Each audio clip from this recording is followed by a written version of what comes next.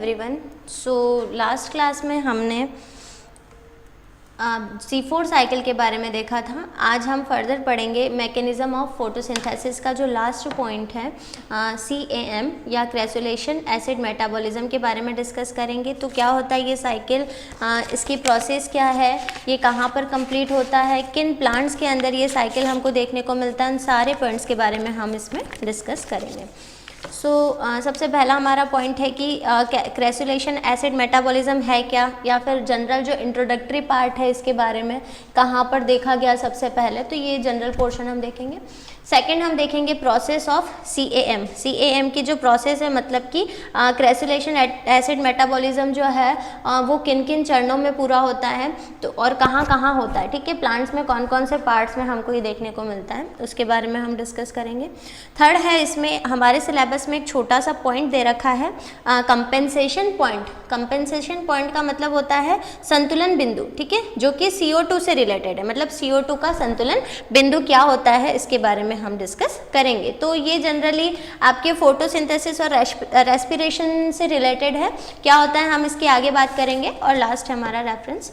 तो सबसे पहले हम बात करते हैं कि क्रेसुलेशन एसिड मेटाबॉलिज्म है क्या, इसका इंट्रोडक्टरी पोर्शन। तो सबसे पहले देखते हैं हम कि जो हमारा टॉपिक है CAM या क्रेसुलेशन एसिड मेटाबॉलिज्म, वो डिस्कवर किया गया था क्रेसुलेसी फैमिली के अंदर, इसीलिए इसका जो नाम है वो ये रखा गया है क्रेसुलेशन एसिड मेटाबॉलिज्म। तो डिस्कवर्ड इन क्या हो जाएगा, क्रेसुलेसी फैमिली, ठीक है। हम इंट्रोडक्शन की बात कर रहे हैं, तो डिस्कवर्ड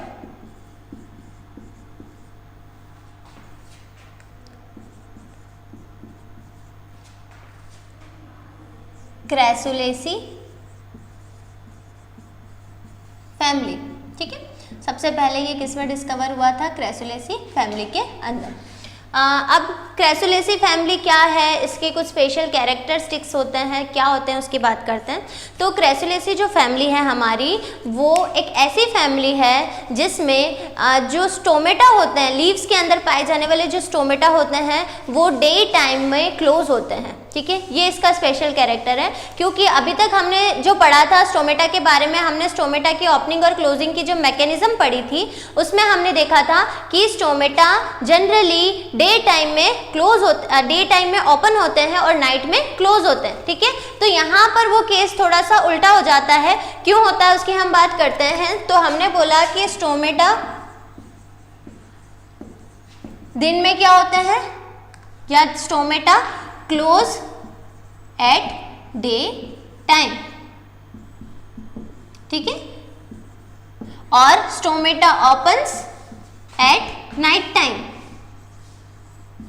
इसका मतलब स्टोमेटा जो है होते क्या है, रंध्र क्या होते हैं, स्टोमेटा जो है आपके लीफ के अंदर पाए जाने वाले स्पेशल टाइप के पोर्स होते हैं जो ट्रांसपीरेशन का काम करते हैं। हमने बात करी थी कि प्लांट्स जो है वो बहुत सारा, मतलब कि जो उनकी नेसेसरी है उससे भी ज़्यादा पानी जो है वो एब्जॉर्ब कर लेते हैं। तो इस पानी को प्लांट्स के जो एरियल पार्ट होते हैं, वायवीय भाग होते हैं, उसके द्वारा क्या किया जाता है, उड़ा दिया जाता है या प्लांट से हटा दिया जाता है। तो हमने बात करी थी कि प्लांट्स में ये पानी को जो एक्स्ट्रा या नॉन एसेंशियल वाटर है उसको हटाने की जो प्रोसेस है वो दो तरीके से पूरी होती है, एक तो ट्रांसपीरेशन से और एक होती है गटेशन से। तो ट्रांसपीरेशन का मतलब क्या होता है, loss of water in the form of vapour, वाष्प के रूप में जल की हानि को हम क्या बोलते हैं, वाष्पोत्सर्जन, जो कि मेनली स्टोमेटा के द्वारा होता है। 90% वाटर लॉस जो है वो स्टोमेटा के द्वारा होता है। जनरल प्लांट्स के अंदर स्टोमेटा दिन के समय ओपन रहते हैं जबकि नाइट टाइम में क्लोज रहते हैं, इसीलिए ट्रांसपीरेशन जो है वो दिन के समय सबसे ज़्यादा होता है। तो लेकिन हमने बात करी है क्रूसिलेसी फैमिली की, जिसमें स्टोमेटा जो है वो दिन के समय क्लोज है। इसका मतलब रेट ऑफ ट्रांसपीरेशन यहाँ पर क्या होगी, कम होगी, डिक्रीज होगी। तो ट्रांसपीरेशन की जो रेट है वो यहाँ पर क्या हो जाएगी, डिक्रीज हो जाएगी।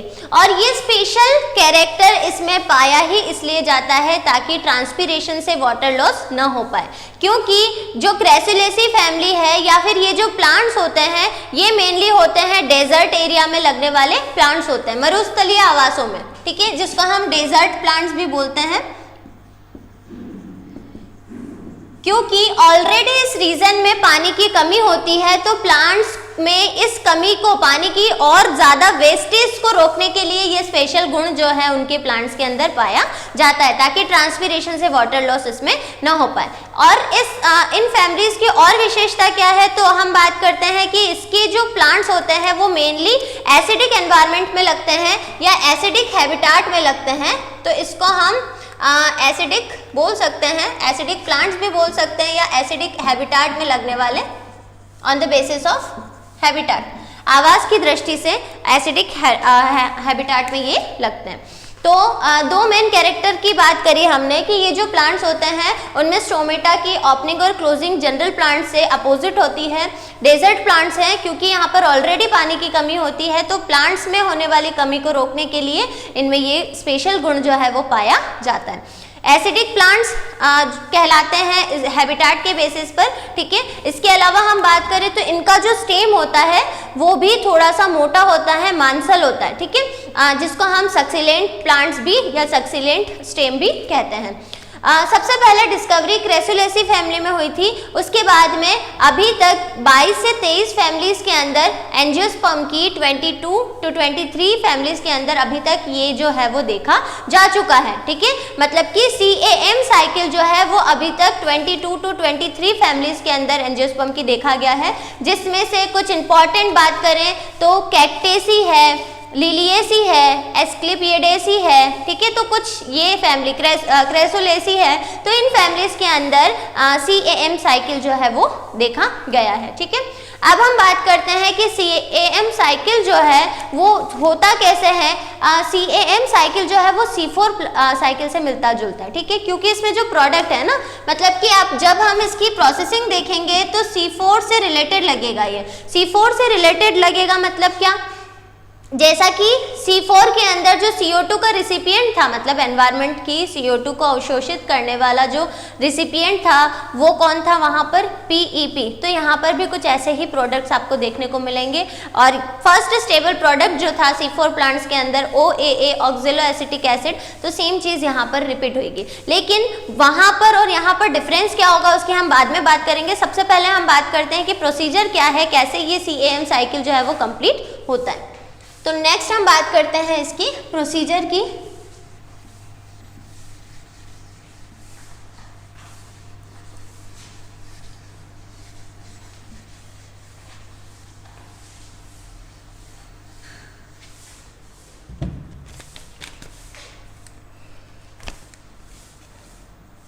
Process of CAM cycle.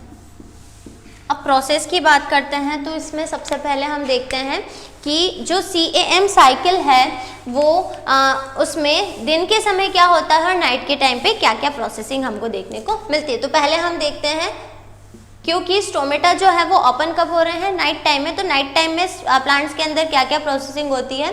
तो सबसे पहले अगर हम बात करें इन नाइट टाइम, तो यहाँ पर क्या होता है कि जो स्टोमेटा रहते हैं वो क्या होते हैं, ओपन रहते हैं, ठीक है। तो जब नाइट टाइम के अंदर स्टोमेटा ओपन रहते हैं तो एनवायरमेंटल CO2 जो है वो स्टोमेटा वाले पार्ट से लीफ के मीजोफिल के अंदर एंटर करती है। क्या बोला मैंने कि एनवायरमेंटल CO2 है, एनवायरमेंट के अंदर CO2 है, ठीक है। तो हम बात कर रहे हैं एनवायरमेंटल CO2 की, ठीक है। अब स्टोमेटा ओपन है तो ये स्टोमेटा के थ्रू किस में एंटर करती है, लीफ के मीजोफिल सेल्स में, ठीक है, लीफ की मीजोफिल में। अब C4 प्लांट्स में हमने बात करी थी कि जो लीफ है उसमें दो तरीके के क्लोरोप्लास्ट पाए जाते हैं, एक तो मीजोफिल क्लोरोप्लास्ट होता है और एक बंडल शीथ का क्लोरोप्लास्ट होता है, लेकिन यहाँ पर मेन वर्क ओनली मेसोफिल का होता है। तो हमने क्या बोला, एनवायरमेंटल CO2 जो है वो स्टोमेटा के थ्रू लीफ के मेसोफिल में आ जाती है, ठीक है। जहाँ पर उपस्थित PEP, यहाँ पर मेसोफिल के अंदर क्या उपस्थित होता है, PEP, ठीक है। PEP कौन है, PEP C4 साइकिल का भी फर्स्ट रिसिपिएंट है CO2 का, मतलब CO2 को अवशोषित या स्थिरीकृत करने वाला कंपाउंड कौन सा है, फॉस्फोइनोल पायरुवेट, ठीक है। तो यहाँ पर उपस्थित जो PEP है उससे ये CO2 बाइंड होती है, ठीक है। ये CO2 जो है वो बाइंड होती है क्योंकि ये मेसोफिल के अंदर एंटर कर चुकी है थ्रू स्टोमेटा। तो अब इस PEP और CO2 जो है वो मिल करके एक एंजाइम है पेप कार्बोक्सिलेज, जिसकी हमने कल भी बात करी थी। तो पेप कार्बोक्सिलेज की सहायता से,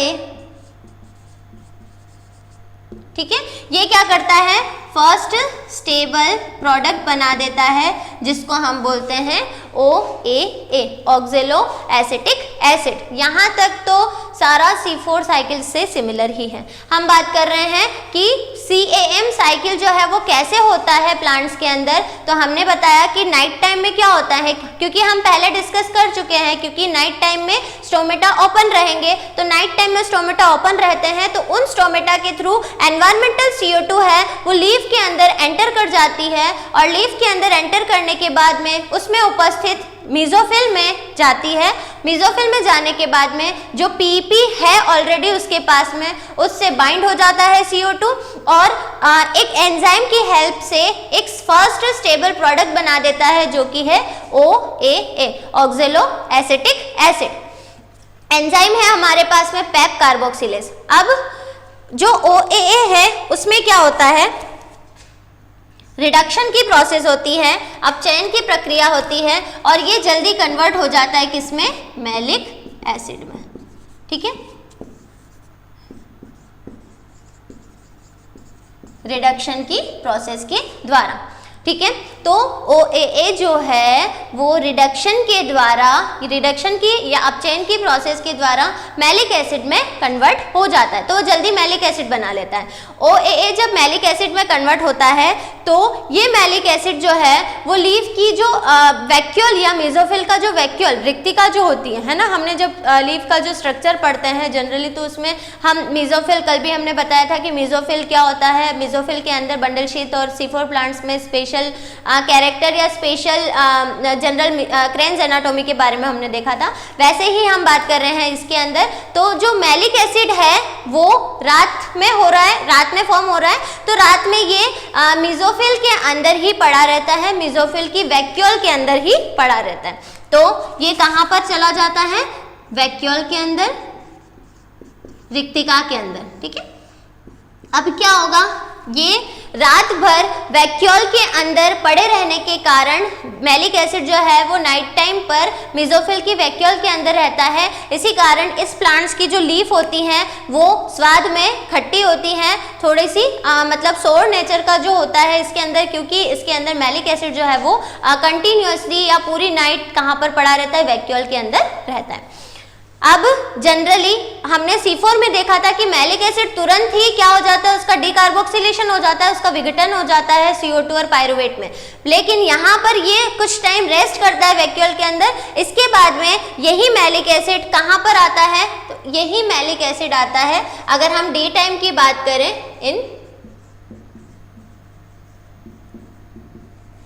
इन डे टाइम की अगर हम बात करें तो यही मैलिक एसिड एंटर करता है कहाँ पर, लीफ मेसोफिल के साइटोप्लाज्म में, ठीक है। कहाँ पर एंटर किया, मेसोफिल या लीफ के साइटोप्लाज्म में ये एंटर करता है, कोशिका द्रव्य के अंदर एंटर करता है। अब कोशिका द्रव्य में बहुत सारे सेल ऑर्गेनल पड़े रहते हैं, कोशिका द्रव्य में बहुत सारे आपके सेल ऑर्गेनल कोशिकांग जो है वो उपस्थित होते हैं। तब यहाँ पर क्या होता है, ये मैलिक एसिड आ गया है साइटोप्लाज्म के अंदर। यहाँ पर आने के बाद में मैलिक एसिड जो है इसका होता है डी कार्बोक्सिलेशन, ठीक है। डिकार्बोक्सिलेशन की प्रोसेस के अंतर्गत ये जो मैलिक एसिड है ये दो चीजें बनाता है, एक तो बनाता है CO2 और एक बनाता है पायरुवेट। एक तो बना देगा ये CO2 और एक बना देगा ये पायरुवेट। अब जो ये CO2 बना है ये CO2 एंटर करता है क्लोरोप्लास्ट के अंदर।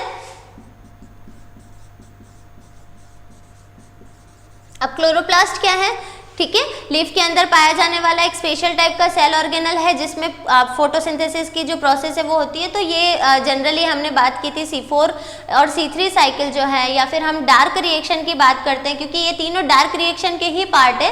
तो डार्क रिएक्शन क्लोरोप्लास्ट के स्ट्रोमा के अंदर होती है, तो वही क्लोरोप्लास्ट की हम बात कर रहे हैं। तो ये जो CO2 बनी है by the degradation of malic acid, ये क्या करता है, क्लोरोप्लास्ट में एंटर करता है और यहाँ पर एंटर करने के बाद में यहाँ पर होती है कौन सी साइकिल, C3 साइकिल, जिसमें इस CO2 को सबसे पहले RuBP के द्वारा ग्रहण कर लिया जाता है और RuBP एक एंजाइम रुबिस्को की सहायता से फर्स्ट स्टेबल प्रोडक्ट क्या बनाता है, 3-PGA। ठीक है, एंजाइम कौन सा हो जाएगा यहाँ पर, रुबिस्को, राइबोलोज बिसफास्फेट कार्बोक्सिलेज। ठीक है, अब यहाँ पर एट द एंड हमारे पास में क्या फॉर्म हो जाएगा, ग्लूकोज फॉर्म हो जाएगा। ठीक है, अब यहाँ पर तो ग्लूकोज बन गया है। अब ये ग्लूकोज जो है वो इस पायरुवेट के साथ में मिलकर के वापस से क्या बना देगा, PEP फॉर्म कर देगा और वापस से ये जो प्रोसेस है वो कंटिन्यूसली स्टार्ट रहेगी। ठीक है, अब ये क्या करेगा, मेसोफिल में जाने के बाद में, है ना, ये कहाँ पर फॉर्म होगा, मेसोफिल में। तो ये साइकिल इस प्रकार से है कुछ। नाइट टाइम में क्या होता है, डे टाइम में क्या होता है, कौन सा प्रोडक्ट किस में कन्वर्ट होता है। सबसे पहले इन नाइट टाइम की बात करते हैं, क्योंकि नाइट टाइम में स्टोमेटा ओपन रहते हैं। तो ऐसी कंडीशन में वातावरण में जो CO2 उपस्थित होती है वो लीफ की स्टोमेटा के थ्रू ग्रहण कर ली जाती है और क्या किया जाता है कि यहाँ पर उपस्थित ऑलरेडी जो प्रेजेंट PEP है, फॉस्फोइनोल पायरुवेट है, वो इस CO2 के साथ में बाइंड हो जाता है। बाइंड होने के बाद में एक एंजाइम पेप कार्बोक्सिलेज की हेल्प से ये OAA का निर्माण करता है, जो कि फर्स्ट स्टेबल प्रोडक्ट है इस साइकिल का भी। नेक्स्ट ये जो है OAA, इसमें अपचयन होता है, रिडक्शन की प्रोसेस होती है, जिसके कारण ये मैलिक एसिड फॉर्म करता है, जो कि नाइट टाइम में या पूरी रात कहाँ पर पड़ा रहता है, लीफ की मेसोफिल की या लीफ के वैक्यूल्स में पड़ा रहता है। डे टाइम में ये एंटर करता है into the cytoplasm of the leaf. ठीक है, लीफ के साइटोप्लाज्म में एंटर करने के बाद में ये मैलिक एसिड का डिकार्बोक्सिलेशन होता है। ये टूटता है, किस में टूटता है, पायरुवेट और CO2 में टूटता है, जिसमें से जो CO2 है वो RuBP के द्वारा ग्रहण कर ली जाती है और रिबुस्को एंजाइम की सहायता से ये सबसे पहला स्टेबल प्रोडक्ट क्या बना देता है, 3-PGA। इसके बाद में यहाँ पर ग्लूकोज फॉर्म होता है और यही ग्लूकोज पायरुवेट और हेल्प करते हैं PEP के निर्माण में। जब PEP बन जाएगा मेसोफिल के अंदर तो सेम प्रोसेस जो है वो रिपीट होती रहेगी। तो इस प्रकार से केम साइकिल जो है वो चलता है। ठीक है, हम PPT में देख लेते हैं इसका प्रेजेंटेशन। क्रेसोलेशन एसिड मेटाबॉलिज्म पढ़ रहे हैं हम। तो this type of metabolism is found in plants which stomata are closed during the day and open at night. ठीक है, ऐसे प्लांट्स के अंदर होने वाली प्रोसेस है ये, जिसके स्टोमेटा जो है वो दिन के टाइम पर क्लोज होते हैं और नाइट टाइम में ओपन रहते हैं। Such plants are succulent. ठीक है, ऐसे प्लांट्स को हम सक्सिलेंट प्लांट्स बोलते हैं। ऑफन फाउंड इन ड्राई और डेजर्ट हैबिटेट, मतलब कि ऐसे जो प्लांट्स हैं वो ड्राई हैबिटेट में ज़्यादा देखने को मिलते हैं, डेजर्ट इलाके में या डेजर्ट मरुस्थलीय आवासों में ये सबसे ज़्यादा देखने को मिलते हैं। Such plants grows in acidic habitat, है ना, क्योंकि हम क्रेसुलेशन एसिड मेटाबॉलिज्म पढ़ रहे हैं और ऐसे प्लांट जो है वो एसिडिक हैबिटेट में सबसे ज़्यादा देखने को मिलते हैं। देयर स्टेम्स एंड फोलिएजेस, जिसको हम लीफ भी बोलते हैं, आर फ्लैशी, मांसल होती हैं, फूली हुई होती हैं। The rate of transpiration is found is less in them. ठीक है, क्योंकि यहाँ पर स्टोमेटा दिन में क्लोज होते हैं और ट्रांसपिरेशन के लिए सनलाइट की नीड होती है, तो ऐसे कंडीशन में यहाँ पर ट्रांसपिरेशन की जो रेट है वो बहुत लेस होती है।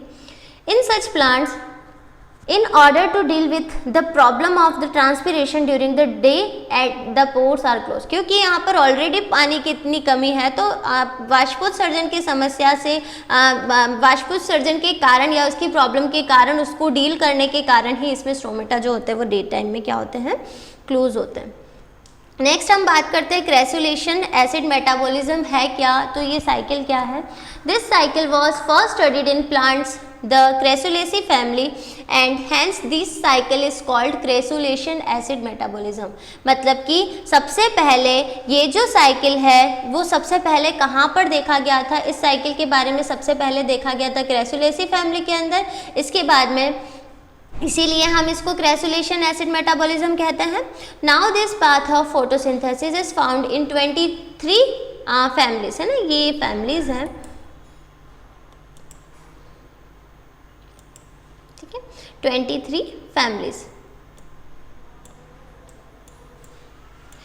Of angiosperm such as Cactaceae, Orchidaceae, ठीक है, Bromeliaceae, Liliaceae, Asclepiadaceae, Vitaceae, Euphorbiaceae, Crassulaceae etcetera. तो इन फैमिलीज के अंदर ये देखने को मिलती है। All CAM plants are succulent but all succulent plants are not CAM, ठीक है, मतलब कि जितने भी केम प्लांट्स है क्रेसुलेशन एसिड मेटाबॉलिज्म वाले प्लांट्स है वो सक्सिलेंट हो सकते हैं। सक्सिलेंट मतलब कि उनका जो तना है वो फूला हुआ जो गद्दीदार होता है, इस टाइप के होते हैं, लेकिन सारे गद्दीदार जो पौधे होते हैं वो केम नहीं होते, ठीक है। केम की विशेषता ही यही है कि इसके जो प्लांट्स होते हैं वो सक्सिलेंट होते हैं, ठीक है। नेक्स्ट हम बात करते हैं in CAM plants stomata open at night, क्योंकि हमने बात करी स्टोमेटा जो है वो नाइट टाइम में यहाँ पर ओपन होते हैं। At night CO2 enters the pores and combined with PEP phospho इनॉल pyruvate, ठीक है। नाइट टाइम में यहाँ पर जो है वो एंटर होती है CO2 और कंबाइन होती है PEP के साथ में, जो कि मीजोफिल के अंदर ऑलरेडी उपस्थित है, टू फॉर्म ऑक्सोलोएसिटिक एसिड, क्या बनाने के लिए, ऑक्सोलोएसिटिक एसिड बनाने के लिए। नेक्स्ट हम बात करें in which the enzyme PEP case मतलब पेप कार्बोक्सिलेज इज रिक्वायर्ड। इस प्रोसेस के लिए हमको पेप कार्बोक्सिलेज एंजाइम की रिक्वायरमेंट होती है। Oxaloacetate forms malic acid by reduction, वो तुरंत ही मैलिक एसिड बना देता है रिडक्शन के द्वारा। This malic acid accumulates in the lining of the mesoderm cells, ठीक है। So the leaves of CAM plants turn sour at night, sour मतलब खट्टे हो जाते हैं, क्योंकि ये क्या करते हैं, इसके जो वैक्यूल्स हैं, ठीक है, उसके अंदर लाइनिंग की जगह हम वैक्यूल्स लिखेंगे तो ज़्यादा बेटर रहेगा, ठीक है। तो ये है ना, वैक्यूल्स के अंदर जो है ये जनरली देखने को मिलती है ना, पूरी रात ये उसी में रहती है, तो इसीलिए जो है वो उसकी जो लीव्स होती हैं वो जनरली खट्टापन होता है इनके अंदर, ठीक है। मैकेनिज्म की बात करें तो this malic acid again enter the cytoplasm of the mesoderm cell during the day time, ठीक है। ये कहाँ पर एंटर हो जाती है, तुरंत ही साइटोप्लाज्म में। डे टाइम की बात करें तो ये एंटर होती है साइटोप्लाज्म के अंदर। Malic acid forms pyruvate and CO2 through the process of decarboxylation, ठीक है। मैलिक एसिड जो है वो पायरुवेट और CO2 बनाती है डीकार्बोक्सिलेशन के द्वारा, जिसमें से CO2 arrives in the chloroplast by diffusion where the carbohydrates are formed by the Calvin cycle enzyme, क्योंकि यहाँ पर कैल्विन साइकिल की प्रोसेस जनरली हो रही है, ठीक है। तो CO2 जो है वो वहाँ पर एंटर होता है, जिसके कारण वहाँ पर जो है कार्बोहाइड्रेट या ग्लूकोज फॉर्म होता है, ठीक है। तो यहाँ पर जो साइकिल है उसके पहले हम यहाँ पर देख लेते हैं।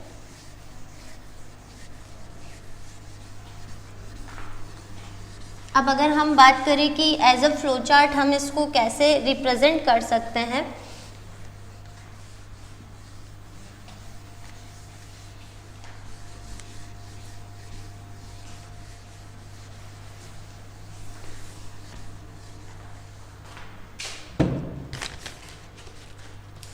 तो केम साइकिल की फ्लो चार्ट की अगर हम बात करें तो कुछ इस प्रकार से होगा इसमें कि यहाँ पर अगर हम बात करें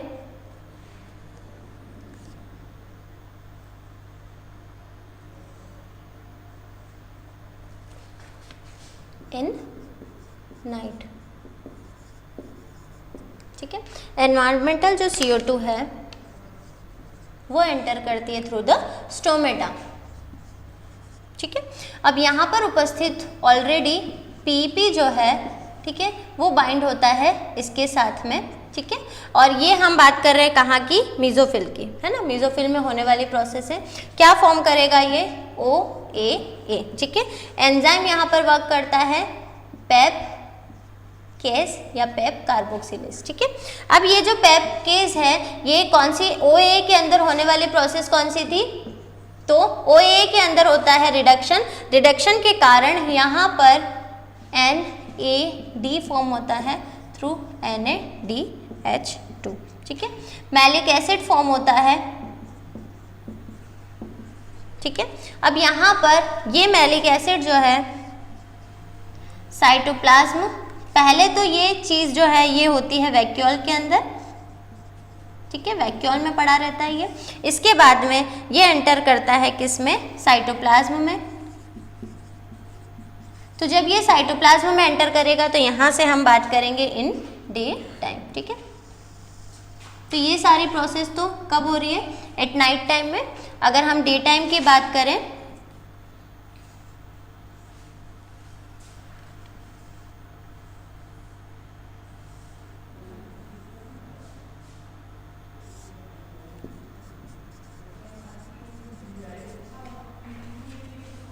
ये साइटोप्लाज्म में आने के बाद में जो मैलिक एसिड है,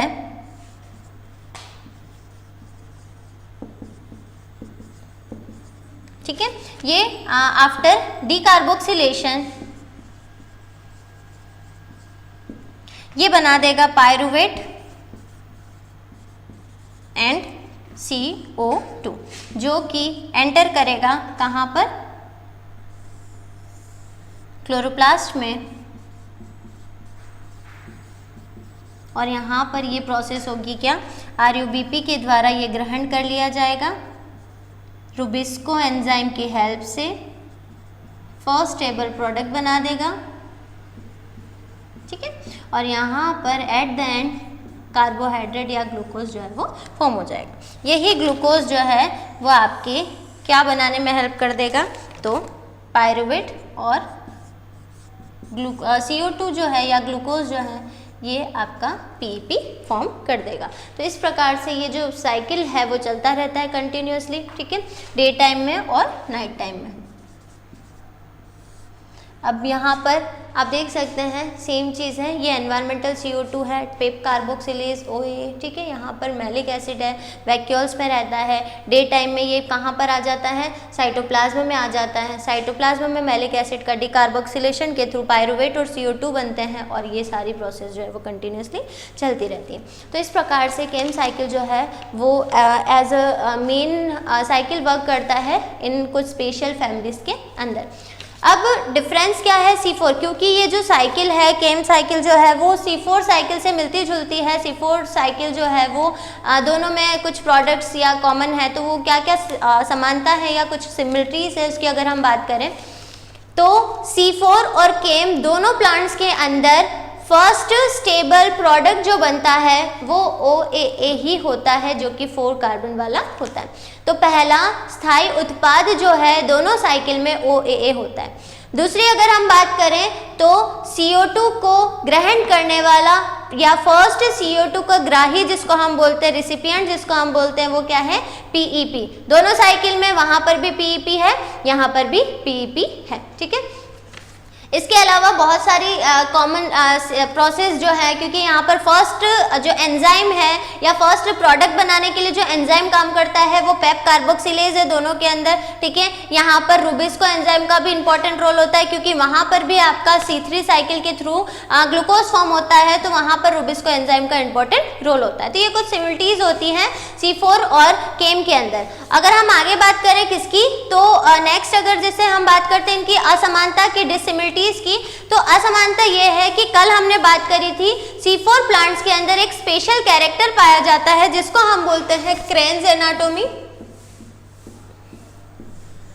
जो कि क्या होता है, बंडल शीथ की जो सेल्स होती हैं वो जाइलम और फ्लोएम को चारों तरफ से घेरे रहती है, एक माला जैसा स्ट्रक्चर फॉर्म करती है जिसको हम क्रेन्स एनाटोमी बोलते हैं। तो क्रेन्स एनाटोमी केवल और केवल C4 प्लांट्स के अंदर पाई जाती है, यहाँ पर एब्सेंट होती है। दूसरे डिफरेंस की अगर हम बात करें तो कल हमने बात करी थी C4 प्लांट्स जो होते हैं उनमें जो लीफ होते हैं, लीफ के अंदर दो प्रकार के क्लोरोप्लास्ट पाए जाते हैं, दो प्रकार के हरितलवक पाए जाते हैं।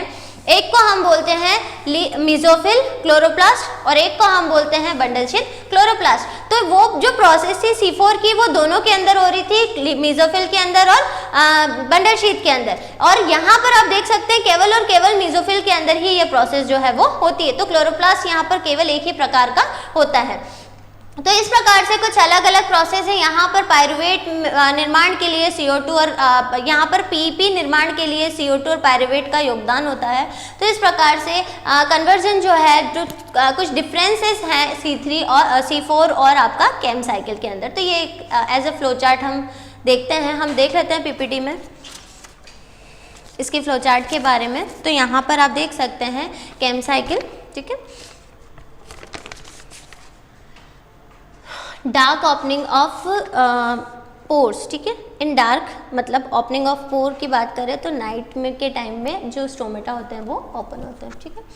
तो जब एनवायरमेंटल CO2 है वो एंटर करेगी थ्रू स्टोमेटा के थ्रू एंटर करा तो यहाँ पर उपस्थित जो पेप है वो उसके साथ में बाइंड हो जाता है CO2। पेप कार्बोक्सिलेज एंजाइम की सहायता से सबसे पहला स्टेबल प्रोडक्ट बना देता है OAA, ठीक है। यहाँ पर NADH2 जो है वो हेल्प करता है NAD को फॉर्म करने के लिए, ठीक है। यहाँ पर NAD का यहाँ पर एंजाइम काम करता है malic dehydrogenase enzyme. Malic dehydrogenase enzyme जो है वो यहाँ पर इंपॉर्टेंट रोल प्ले करता है।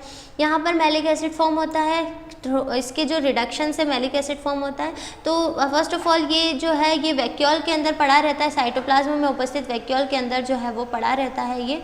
फिर आपका आता है साइटोप्लाज्म या मेसोफिल में। तो यहाँ पर मैलिक एसिड का क्या होता है, मैलिक एसिड का होता है डिकार्बोक्सिलेशन, CO2 और पायरुवेट बना देगा। ये प्रोसेस जो है इन डे टाइम, ठीक है, ये डे टाइम में होने वाली प्रोसेस है। तो पेप है, ठीक है, ये CO2 है, RUBP के हेल्प से ये C3 साइकिल हो गया। तो C3 साइकिल में आप देख सकते हैं शुगर फॉर्म हो गई, ग्लूकोज फॉर्म हो गई, और ये ग्लूकोज और पेप जो है वो मिलकर के क्या करते हैं, PEP को वापस से रिफॉर्म करने के लिए, रीजनरेशन ऑफ पेप के लिए हेल्प करते हैं। अब एक जो लास्ट पॉइंट है हमारा इसके अंदर, उसकी हम बात करते हैं CAM या CO2 कंपनसेशन पॉइंट।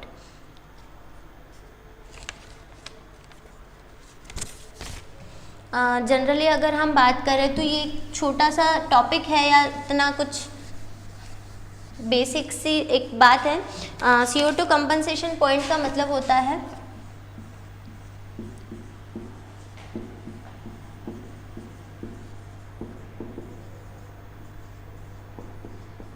जिसको हम CO2 का संतुलन बिंदु भी बोलते हैं, CO2 संतुलन बिंदु। कुल मिलाकर के संतुलन बिंदु या बैलेंसिंग पॉइंट क्या होता है, जब दो प्रोसेस हो रही हैं तो दोनों प्रोसेस में जो CO2 है वो बैलेंस रहे, ठीक है। दो प्रोसेस का मतलब होता है प्लांट्स के अंदर होने वाली दो प्रोसेस की अगर हम बात करें तो दो इंपॉर्टेंट प्रोसेस होती है। एक तो होती है फोटोसिंथेसिस जो कि अभी हम पढ़ रहे हैं, और एक होती है रेस्पिरेशन, ठीक है।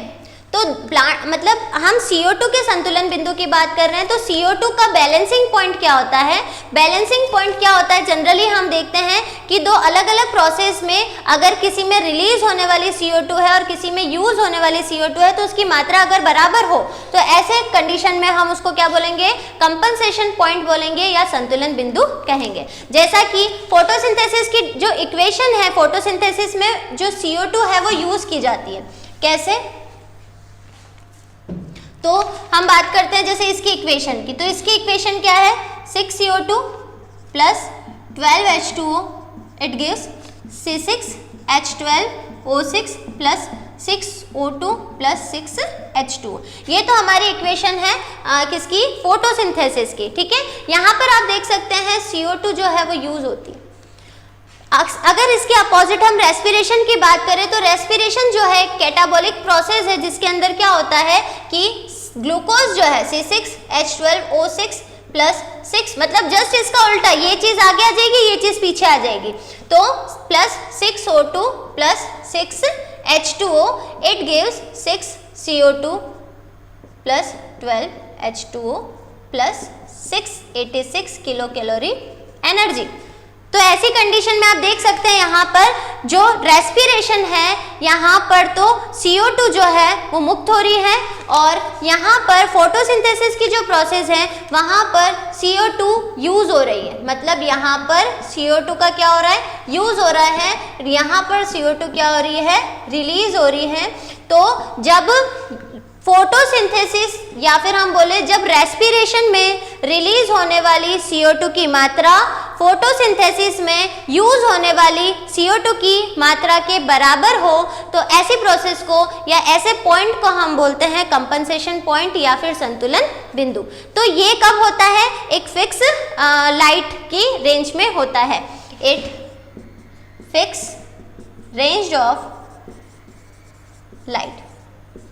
तो ये छोटी सी बात हो गई कि CO2 कंपनसेशन पॉइंट क्या होता है, संतुलन बिंदु क्या होता है, जब CO2 की मात्रा दोनों प्रक्रियाओं में संतुलन स्थापित कर रही हो, मतलब कि प्रकाश संश्लेषण या फिर रेस्पिरेशन की बात करें तो जब रेस्पिरेशन की या श्वसन की प्रक्रिया में मुक्त होने वाली CO2 की मात्रा प्रकाश संश्लेषण की प्रक्रिया में यूज होने वाली CO2 की मात्रा के बराबर हो तो ऐसे पॉइंट को हम कंपनसेशन पॉइंट या CO2 का संतुलन बिंदु कहते हैं। तो ये जनरल एक पॉइंट था, कंपनसेशन पॉइंट, संतुलन बिंदु। The amount of CO2 released in respiration at a certain intensity of light equal to the amount of CO2 used in photosynthesis. Such a position or a point is called light intensity or compensation point। ठीक है, एक प्रकाश के एक निश्चित सांद्रता पर या निश्चित तीव्रता पर रेस्पिरेशन के थ्रू रिलीज होने वाली CO2 और प्रकाश संश्लेषण में यूज होने वाली CO2 की मात्रा के बराबर हो तो ऐसी स्थिति को हम क्या बोलते हैं, संतुलन बिंदु बोलते हैं। The compensation point of plants growing in shade is less than that the plants growing in light। ठीक है, मतलब कि जो छाया में उगने वाले प्लांट्स होते हैं उसके अंदर ये कंपनसेशन पॉइंट जो होता है वो कम होता है एज कम्पेयर टू लाइट में उगने वाले। ठीक है, क्योंकि छाया में उगने वाले प्लांट्स के लिए यहाँ पर कंडीशन क्या होती है कि लाइट उनको प्रॉपर नहीं मिलती है, तो ऐसी कंडीशन में फोटोसिंथेसिस और रेस्पिरेशन दोनों की रेट जो है वो कम हो जाती है। तो उनकी जो जनरली CO2 के कंपनसेशन पॉइंट की जो रेट होती है वो कम होती है। इसका कारण क्या है, तो the reason for this is the low rate of respiration in shady plants, मतलब कि छाया के मतलब छाया में उगने वाले प्लांट्स में रेस्पिरेशन की जो रेट होती है वो लो होती है। This is due to the decreased या reduced number of cells and proteins content per leaf, क्योंकि हर लीफ के अंदर यहाँ पर प्रोटीन और लीफ के अंदर जो संख्या होती है प्रोटीन की मात्रा जो होती है वो कम होती है। Hence they do not require much energy for their work, इसीलिए यहाँ पर कोई भी डाइजेशन की प्रोसेस के लिए, रेस्पिरेशन की प्रोसेस के लिए एनर्जी की इतनी नीड नहीं होती है। तो ये हमारा एक छोटा सा पॉइंट था, कंपनसेशन पॉइंट। ठीक है, तो ये जो हमारी मैकेनिज्म वाला पोर्शन है फोटोसिंथेसिस की, जिसमें C3 C4 और लास्ट हमने देखा केम साइकिल, ये फिनिश होता है। मतलब कि फोटोसिंथेसिस का जो मैकेनिज्म वाला पोर्शन है जिसमें हम लाइट और डार्क रिएक्शन पढ़ते हैं वो हमारा कंप्लीट हो गया है। तो थैंक यू।